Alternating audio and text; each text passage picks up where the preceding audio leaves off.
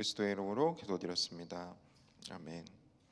이 시간 하나님 말씀 함께 보겠습니다. 사무엘상 9장 1절에서 14절 말씀입니다. 사무엘상 9장 1절에서 14절까지의 말씀입니다. 저와 여러분이 한 절씩 교독하시고 마지막 14절 말씀은 한 목소리로 읽도록 하겠습니다. 베냐민 지파에 기스라 이름하는 유력한 사람이 있으니 그는 아비엘의 아들이요 수룰의 손자요 베고라스의 증손이요 아비아의 현손이며 베냐민 사람이더라. 기스에게 아들이 있으니 그의 이름을 사울이요 준수한 소년이라. 이스라엘 자손 중에 그보다 더 준수한 자가 없고 키는 모든 백성보다 어깨의 위만큼 더 컸더라. 사울의 아버지 기스가 암나기를 잃고 그의 아들 사울에게 이르되 너는 일어나 한 사환을 데리고 가서 암나기를 찾으라 하매 그가 에브라임 산지와 살리사 땅으로 두루 다녀보았으나 찾지 못하고 살림 땅으로 두루 다녀보았으나 그곳에 없었고 베냐민 사람의 땅으로 두루 다녀보았으나 찾지 못하니라. 그들이 숲 땅에 이를 때에 사울이 함께 가던 사원에게 이르되 돌아가자. 내 아버지께서 암나기를 생각은 고사하고 우리를 위하여 걱정하실까 두려워하노라 하니 그가 대답하되 보소서 이 성읍에 하나님의 사람이 있는데 존경받는 사람이라. 그가 말한 것은 반드시 다 응하나니 그리로 가서하이다. 그가 혹 우리가 갈 길을 가르쳐 줄까 하나이다 하는지라. 사울이 그의 사환에게 이르되 우리가 가면 그 사람에게 무엇을 드리겠느냐. 우리 주머니에 먹을 것이 다하였으니 하나님의 사람에게 드릴 예물이 없도다. 무엇이 있느냐 하니 사환이 사울에게 다시 대답하여 이르되 보소서 내 손에 은 한 세겔 4분의 1이 있으니 하나님의 사람에게 드려 우리 길을 가르쳐 달라 하겠나이더라. 옛적 이스라엘 사람이 하나님께 가서 물으려 하면 말하기를 선견자에게로 가자 하였으니 지금 선지자라 하는 자를 옛적에는 선견자라 일컬었더라. 사울이 그의 사환에게 이르되 내 말이 옳다 가자 하고 그들이 하나님의 사람이 있는 성읍으로 가니라. 그들이 성읍을 향한 비탈길로 올라가다가 물 길르러 나오는 소녀들을 만나 그들에게 묻되 선견자가 여기 있느냐 하니 그들이 대답하여 이르되 있나이다. 보소서 그가 당신보다 앞서 갔으니 빨리 가소서. 백성이 오늘 산당에서 제사를 드리므로 그가 오늘 성읍에 들어오셨나이다.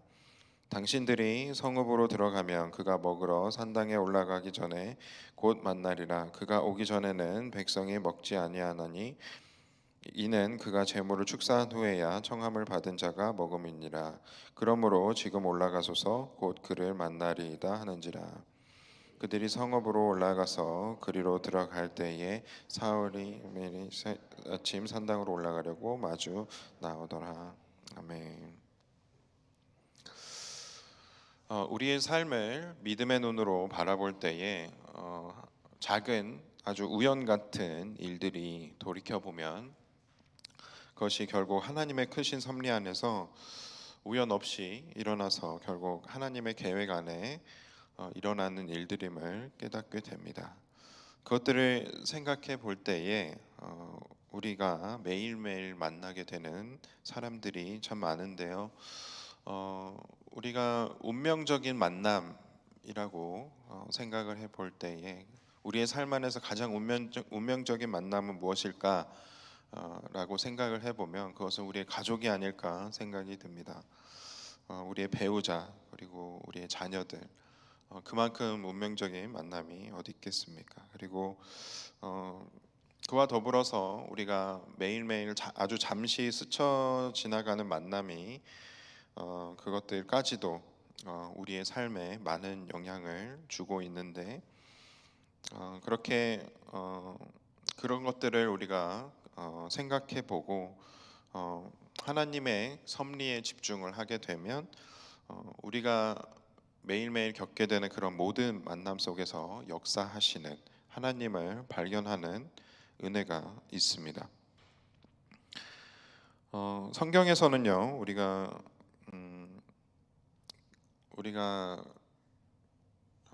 하나님의 역사하심을 생각을 해볼 때에 그 하나님께서 역사하시는 방법은 항상 변함없이 동일하다는 것을 보게 됩니다.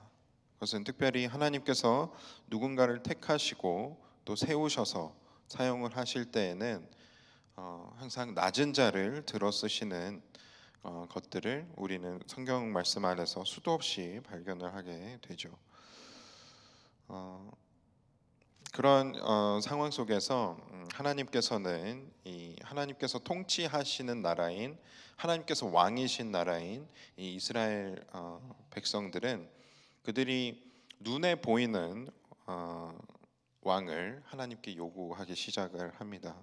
그들의 진정한 왕이신 하나님을 두고 그들이 시각적으로 의지할 수 있는, 또 심리적으로 의지할 수 있는 그런 왕을 요구하게 되는 것이죠. 하나님도 항상 동일하게 역사하시지만 이스라엘 사람들도 또 우리들도 항상 변함없이 완악한 것을 우리는 또 발견하게 되는 것 같습니다. 그러나 하나님께서는 그러한 완악한 인간들을 보시면서 그럼에도 불구하고 우리의 요구를 들어주실 때가 있는 것을 또한 발견을 하게 되죠. 하나님께서는 그렇게 이스라엘 백성들이 요구하는 왕을 세우시기로 결정을 하셨습니다. 그래서 하나님께서는 때때로는 종종 우리가 굉장히 하나님께 금식하면서 때를 쓸 때 그러한 때를 쓰는 기도도 하나님께서는 분명히 신실하게 응답하실 때가 있습니다. 때로는 그것이 하나님의 뜻이 아니라고 할지라도 그럼에도 불구하고 하나님께서는 우리에게 그런 우리가 때를 쓸 때 하나님께서 이야기를 들어주시고 우리의 요구를 들어주신다라는 겁니다. 마치 어린 아이가 때를 쓸 때 마지못해 그것을 허락하는 부모님의 마음이지 않을까 생각이 들기도 합니다.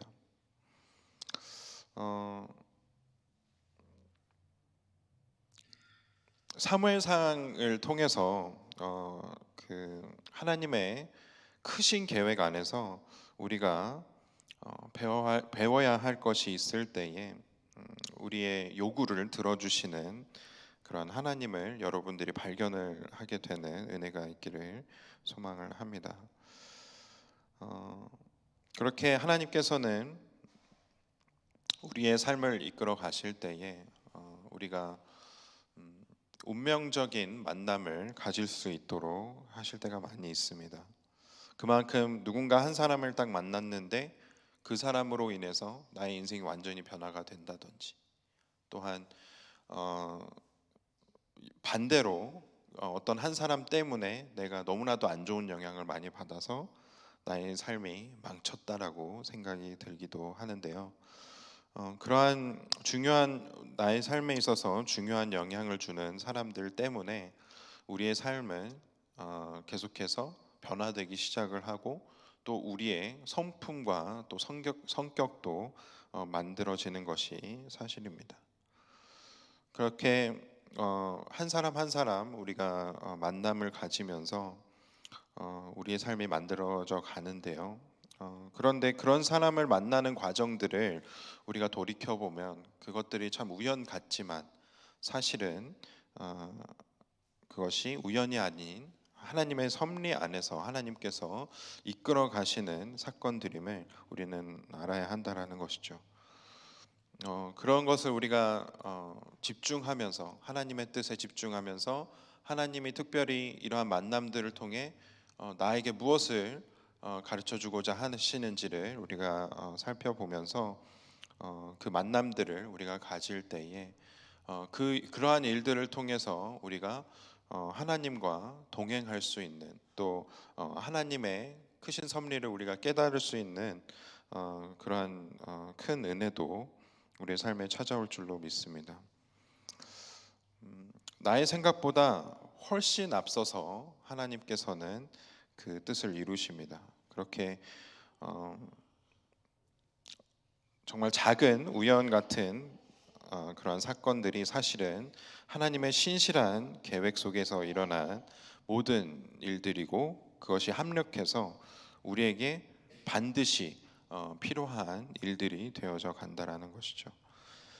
사울이 그렇습니다. 오늘 본문 말씀의 내용은 낮은 자를 들어쓰시는 하나님께서 베냐민 지파, 그러니까 이때 당시에 베냐민 지파는 가장 작은 지파였고 가장 세력이 약한 지파였습니다. 근데 일반적인 상식 안에서는 가장 큰 지파들 안에서 왕이 나오는 것이 맞는데, 하나님께서는 그렇지 않고 베냐민 지파에 시선을 돌리셨다라는 것 우리는 기억해야 합니다. 그리고 그 가운데서 우리가 잘 아는 사울이라는 인물을 택하시고 왕을 세우시기 위해서 일하시는 것을 우리가 살펴보게 되는데요.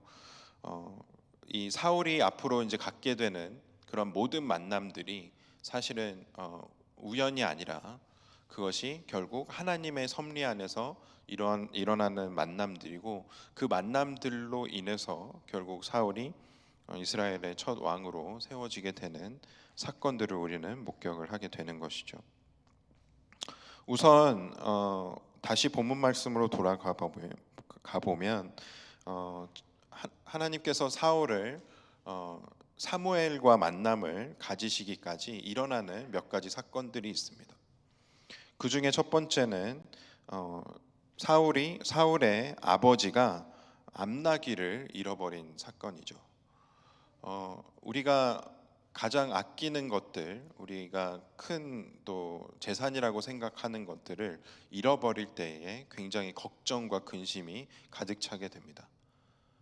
우리 모두가 그러한 것들을 경험을 할 수밖에 없는데, 사실은 그러한 일들이 있는 것들이 우리에게는 어쩌면은 일어나지 않았어도 되는, 일어나지 않은 것이 더 나아 보이는 그러한 사건들이지만은, 우리가 하나님의 크신 섭리를 생각을 해볼 때 그러한 우리가 상실감이 일어나는 그러한 사건들조차도 하나님께서는 특별한 계획들을 가지시고 우리의 삶에 일어날 수 있도록 그렇게 허락을 하신다라는 것이죠. 사울의 아버지가 암나기를 잃어버리고 사울과 그 사울의 종을 함께 보내면서 그 나귀를 찾아오라고 시킵니다. 그런데 그 어느 곳에서도 그 나귀를 찾을 수가 없자 이제 다시 아버지께로 사울은 돌아가려고 하는데, 그 순간에 그 종은 다시 한번 이 사울에게 한 가지를 더 요구를 합니다. 그것은 지금 이곳에 하나님의 사람 선견자가 있는데 그 사람을 우리가 한번 만나보고 우리가 어디로 가야 하는지를 한번 물어봅시다 라고 의견을 제시한 것이죠. 어떻게 보면 이 종은 굉장히 이 사울보다 선견지명이 있고, 어쩌면은 이때 당시에 이 사울에게 가장 필요한 사람이었는지 모르겠습니다. 뭐 이런 일이 있지 않더라고 할지라도 하나님께서는 어떤 방식을 통해서든 사울을 왕으로 세우셨겠지만은, 그러나 하나님께서는 이러한 작은 종 한 사람까지 사용을 하셔서 사울 왕이 될 때까지 그의 삶을 이끌어 가는 데에 특별히 사용을 하신다라는 것이죠. 그리고 나서 그 일들을 통해서 우연히 일어나는 것처럼 보이는 사건들을 통해서 사울은 결국 사무엘을 만나게 됩니다. 그렇게 사울은 결국 사무엘을 만나게 되고 그 하나님께서 사무엘에게 명령하신 대로 하나님께서는 이 사울을 기름을 부으시고 또 왕으로 이스라엘의 왕으로 세우시게 됩니다. 아까 처음에 제가 나눠드린 대로 우리는 때로는 하나님께 때를 쓰면서까지 무언가를 요구할 때가 참 많이 있습니다. 청년들이 제가 이제 청년들하고 사역을 하면서 청년들이 배우자 관련된 기도를 어떻게 해야 하냐고 그렇게 저에게 질문을 종종 했었던 적이 있습니다. 그런데 저는 제가 어릴 때에는 분명히 배우자 기도를 할 때 최대한 자세하게 여러 리스트를 만들어서 기도를 하라고 누군가한테 배운 기억이 있습니다. 그런데 저는 그게 하나님께 때를 쓰는 것처럼 보였어요. 이런 사람 주세요.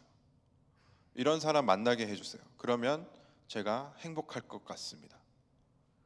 그런데 실제로 하나님께서 그렇게 내 요구대로 정확한 사람을 보내준다라고 할지라도 사실은 결혼이라고 하는 것이 그렇게 쉽지만은 않은 것임을 나중에 깨닫게 되는 것이 하나님의 섭리라고 저는 생각을 합니다. 그렇기 때문에 저는 그렇게 때를 쓰기보다는 하나님께 때를 쓰기보다는 하나님께서 나를 어떻게 만들어 가시길 원하시느냐를 우리가 계속해서 물어야 한다라는 생각을 갖게 됐습니다. 그렇게 하나님께서 오늘 하루도 우리의 삶 안에서 누군가를 만나게 하실 텐데 그러한 만남들을 통해서 하나님께서 나에게 어떠한 것들을 보여주시는지, 어떠한 것들을 가르쳐 주시는지, 또 어떠한 계획들을 하나님께서 보여주시길 원하시는지를 우리가 조금 더 집중하고 또 그 관계의 결과에 우리가 연연하는 것이 아니라 그것에 좌지우지 되는 것이 아니라 혹시 그 만남이 나에게 안 좋은 영향을 주었을지라도 그 결과가 좋지 않을지라도 하나님께서 나에게 뭐라고 말씀하시는지 우리가 귀를 기울였으면 좋겠습니다. 그래서 오늘 하루 하나님께서 나에게 어떤 일들이 일어나도록 허락하시는지 우리가 잘 살펴보면서 그러한 우연 같은 사건들을 통해서 우리를 인도하시고 이끌어 가시는 하나님의 은혜를 경험하시게 되는 저와 여러분들 되시기를 간절히 소망합니다.